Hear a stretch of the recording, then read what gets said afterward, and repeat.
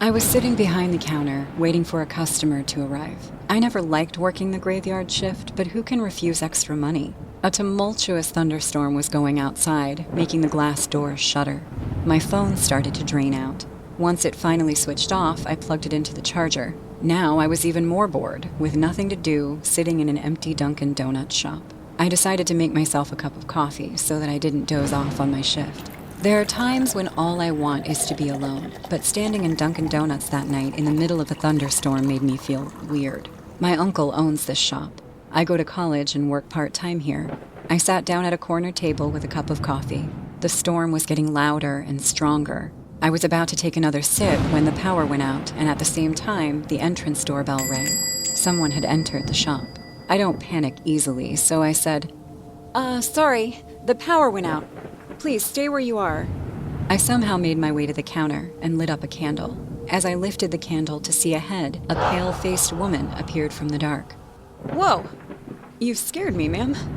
She looked extremely scared and mysterious at the same time. Her hair was all messed up. The trousers she wore were torn in places, and her white shirt had dried bloodstains. Oh my God, what happened to you? Did you have an accident? You have to help me. I think we should sit down. You seem hurt. No, we don't have much time. He'll be here any minute now. What? Who? What are you talking about? The man who's after me. He'll be here soon. You must call the cops. Is someone trying to kill you? He has done this before. He won't hesitate to do it again. I've seen other bodies in his house. He lures women into his trap and then kills them. I'm telling you, this guy is crazy. Please, you need to call the cops. Okay, I'll call the cops now. I grabbed my phone, but remembered it needed charging. There was a payphone outside, so I looked at the woman and said, Ma'am, I'll go out and call 911. There's a washroom at the back. Go there and clean yourself up. Don't worry. I won't let anyone hurt you. She seemed a little calmed down hearing this. I watched her walk away. She had no shoes and her feet were dirty and burnt in places. It seemed from her attire that she had seen horrible days. I grabbed an umbrella and went outside. The heavy wind almost blew me away. The sharp raindrops pierced my skin. I walked to the payphone and dialed 911. 911, what's your emergency? Hello, can you hear me? Yes, ma'am, go on. I'm calling from an outlet of Dunkin' Donuts at Highway 14. I have a customer who is badly hurt. She's talking about a man chasing her and killing women. I'm scared. You've got to send some cops here. Don't panic, ma'am. Is it only the two of you inside the shop right now? Yes, she's in the washroom, and I came out to call you on the payphone nearby. Okay, get inside, lock the doors, and wait for the cops. It's storming badly, so it might take some time to reach your location. But don't panic. Help is on the way. As I disconnected the 911 call and turned around, bright headlights fell on my face. A blue truck stopped near me. Before I could see the driver, the lights came back and I ran inside the shop. My uncle kept a baseball bat behind the counter. I placed it near me so I could use it if needed when the driver of the blue truck entered the shop. A man in his late 40s with a finely shaved face and deep green eyes walked up to the counter. I could see the washroom door in the corner. The woman was coming out, but as soon as she noticed this newly arrived guest, she hid behind the door, shivering in fear. Our eyes met, and she nodded her head in yes while pointing her finger at him. So this was the guy she was talking about. I knew the cops were on their way, so all I had to do was keep him there until they arrived. I contained myself and said in a cheerful voice, Welcome to Dunkin' Donuts. May I take your order, sir? It's one hell of a storm, no? Yeah, well, at least the power came back. What would you like to have, sir? Here, let me ask you a quick question. Is it only me and you in here? I realized he was looking for the woman and trying to find out if she had come here or not. Yeah? Why do you ask? Nothing. Just a general query. So, what's your name? I was stunned to see his chilled-out attitude toward me. While asking me all these unnecessary questions, he was observing me in a very creepy way, but I didn't lose my calm. Sir, it's late, and I'm about to close the shop, so can you please tell me what you'd like to order? Close the shop? But isn't it a 24/7 open policy? Yes, but the shop belongs to my uncle, and now I'm in charge, so I'm asking you for the last and final time, are you going to order anything? The man's eyes ignited like a vulture. He came close to me and said, You shouldn't be making me angry. After all, it's only you and me in here. But before he could do anything more, I picked up the baseball bat and hit him hard on the head. He fell on the floor, screaming in pain while holding his bleeding head. You bitch! Seems like you just can't wait to die like the others. Listen, you freak. The cops are on their way, and I know who you are. I know you're looking for that woman, but this time, I'm not letting you hurt her. Woman? Which woman? Her. Come out, man. You don't have to be scared anymore. The woman came out, but this time, she didn't look afraid. She was smiling. As soon as she came in front of him, the man started to head back in fear. He was crawling backwards like he couldn't believe his eyes. But... You can see me too, huh? The question she just asked surprised me. Why wouldn't he see her? She's standing right in front of him. Just then, I heard the cop cars approaching the shop, and I yelled, "You're going to jail, you psycho freak!" The cops came in and arrested the man, but he wasn't in his sense. He fainted in fear, and the cops had to carry him to the car. I walked them out and thanked the cops for arriving at the right moment. The sheriff came to me and asked about the injured woman. I told him she was inside. We all went back, but the woman was gone. I searched the washroom, but she was nowhere to be found. While we were looking for her inside the Dunkin' Donuts shop, we heard 2 cops screaming outside. Sheriff Ronald, come out! Come out! Quickly! The sheriff ran outside, hearing them, and I too followed. The cops were standing near the blue truck, staring at it with a horrified look on their faces. As I walked close to the truck, I felt the ground sweep under my feet. My body froze, and I was out of words. At the back of the truck laid a dead woman wrapped in a black plastic sheet. I had no difficulty recognizing her. She was the same woman who entered the shop right after the power cut. The story unfolded that the man's name was Mark, and he was a serial killer. He picked up women hitchhikers and then abducted them. He kept them in his secluded cabin. There, he used to torture them and later killed them. The police found 4 bodies in his cabin. That night, he came looking for his 6th victim, me. It's a miracle that I'm still alive, but what still gives me goosebumps is that one of his dead victims came to save my life that night. Now, I understand why she asked him, "You can see me too."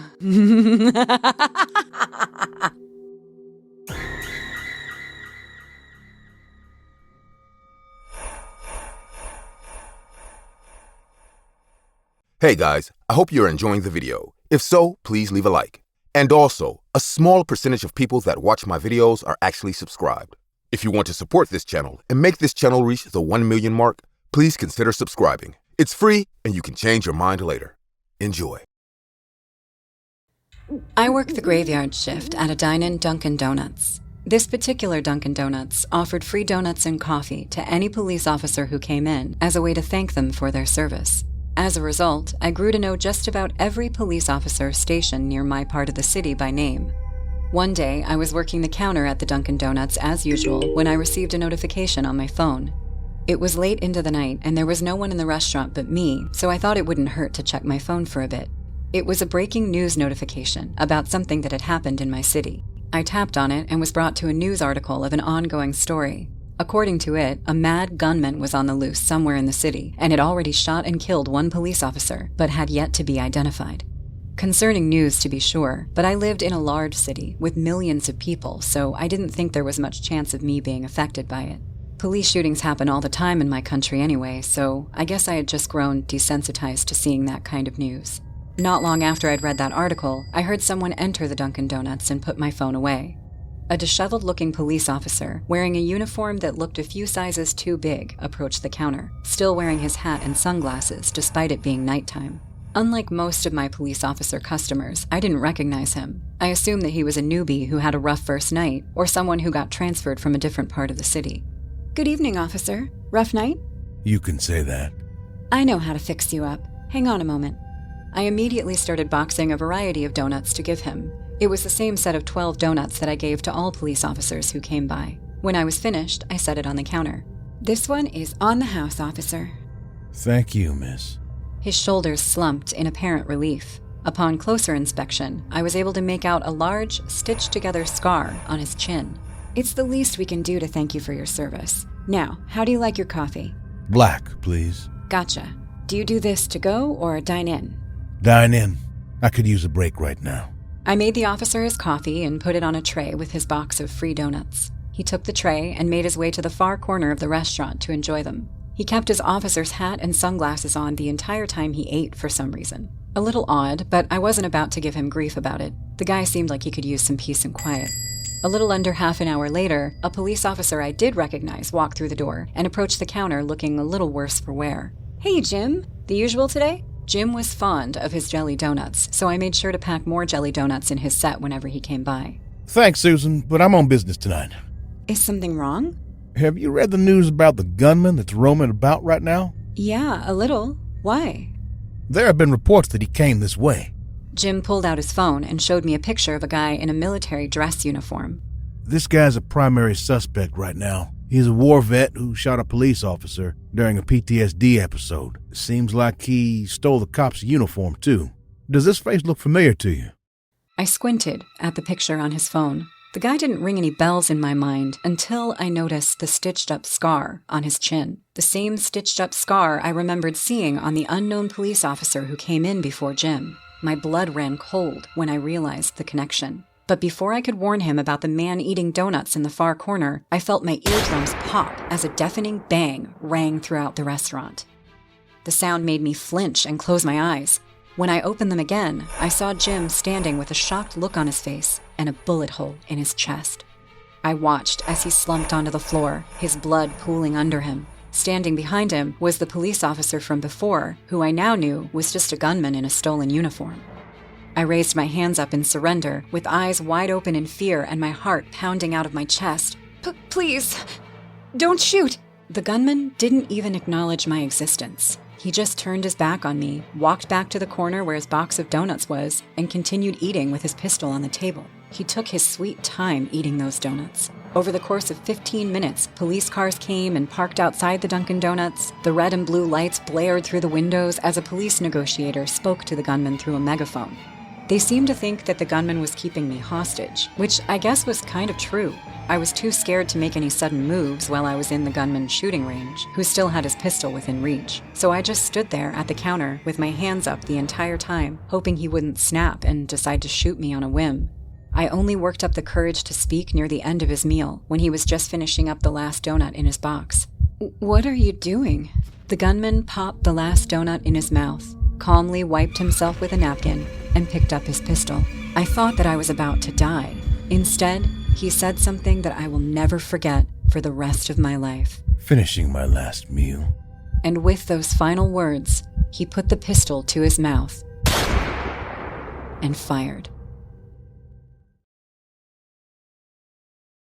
I've never shared this story before because the memory of it disturbs me. English isn't my native language, so bear with me. I'll try my best. This story is creepy to me, but isn't the craziest story out there. It's just something that happened to me and my ex-best friend 3 years ago on our trip to New York. For the sake of the story, let's call him Ralph. So Ralph and I met at our first year of college. He was from California, while I was from Germany. I couldn't click with many people, so he was the only friend I had, but we never hung out before. So it was our first trip. We were laughing and drinking beer while Ralph drove the car. Empty highways surrounded by endless green fields and the bright sky. It was 5 p.m. on a summer day, so the daylight was still out there. But as we drove for a half an hour or more, a patch of dark cloud covered the sky. It all got dark and lightning struck, and within the next few minutes, heavy rain started. The view outside the windshield got blurry immediately. It was becoming too difficult to see on the road outside. "Dude, I can't drive like this. We have to stop." Saying this, he slowed down the car at the side of the road. We waited inside the car for the rain to slow down. The constant sound of the wipers sweeping the glass started to irritate me. Boo! What the? Dude, look at your face! Not funny, Ralph. Where are we anyway? I don't know. There's no network here. I have to get out and see. Let the rain slow down a bit. What a weather. Out of no other option, we waited inside the car. After 10 minutes, the rain started to slow down, and we saw a vibrant light going on and off at some distance.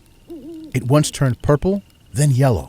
I wiped the windshield to rub off the moisture on the glass. It was a big signboard of Dunkin' Donuts blinking at us. Thank God, I was so hungry. Let's go inside. I too was relieved that for the night we got a roof over our head, because it would have been difficult to find the right way, because I was sure we were lost. We got out the car. I closed my door and turned around to see an ugly-looking black dog standing out there. One of his eyes was closed, and his teeth were broken. His chunks of hair were missing from his body. We realized it was living its last days. I slowly walked past it when the dog growled in a low voice. Ralph and I turned back. The dog was standing near our car. Its one leg was close to the tire, giving the proper vibe that it's going to pee on our tire. Hey, Shoo! Shoo! Go away! Let it be. I think it's a mad dog. He's going to ruin my car! Shoo! Shoo! Ralph tried to scare off the dog, but the dog still peed on the tire. Being all angry and frustrated, he picked up a rock from the ground and threw it, aiming at the dog's head. The rock did hit the dog, and with a short, squeaky sound, everything got silent. I was completely disgusted to see this scenario. Ralph casually went to the car, moved its body using a stick, and came back to me. Let's go. I didn't say anything, probably getting a bit disturbed after seeing this. We went inside the donut shop. Ralph went to order coffee and some donuts while I sat at the chair. The empty high road was standing out there, quietly. There was a lamp post at the corner. I kept staring at it when a tall, bony man came out from the dark and stood under it. He was wearing a brown hat, old brown coat, and black trousers. Nothing was striking in his appearance except his face. His one eye was closed, with a broken set of teeth, just like that dog. His eyes were so bright that they glowed. He wasn't blinking, just standing there, staring at me. I wasn't able to take my eyes off him until Ralph called out to me. Leon, I'm having a latte. What will you have? Huh, yeah, same for me. When I looked back at the lamppost, the man was gone. I searched around, but didn't see him. A few moments later, the rain started again, and Ralph came back with the food. I quietly drank my coffee, while Ralph went on blabbering about how he had no other way than killing the dog. All of a sudden, the shop door opened, and to my shock, that dog-faced man walked in. Ralph followed my eye and noticed the man too. Damn! Isn't that guy? Looks like that dog, yes. The man walked to the counter and handed the employee a dirty $10 bill. The employee seemed casual about it, though. He gave him a cup of coffee and some donuts. The man picked up his food and sat right next to us. Ralph and I looked at each other and started to eat the donuts. We knew we were stuck here for a while, so it will be better to avoid any more trouble. We were eating silently when a loud smacking sound took place. I realized it was the man eating the donuts. I looked at him and he started eating more aggressively. He was shoving the donuts inside his mouth and crushing it with his dirty, bony hands. What the hell he eating like that? I don't know. I think we should leave. What? It's still raining outside. I can't drive in such weather. It's too risky. Fine, then just be quiet until he leaves. The man finished all the donuts and then gave me a big smile. There were chunks of chewed donuts hanging in his broken teeth. I immediately turned my face away from him to prevent myself from vomiting. The man got up and then walked out the door. We exhaled a sigh of relief that finally that creep is gone.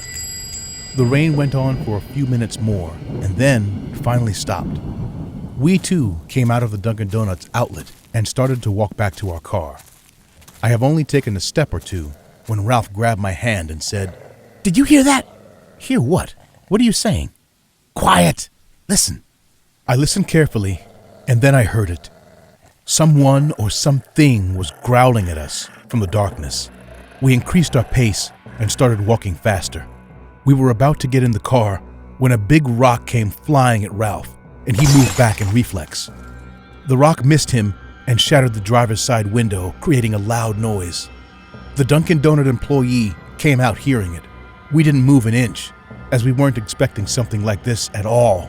The employee asked, "What happened?"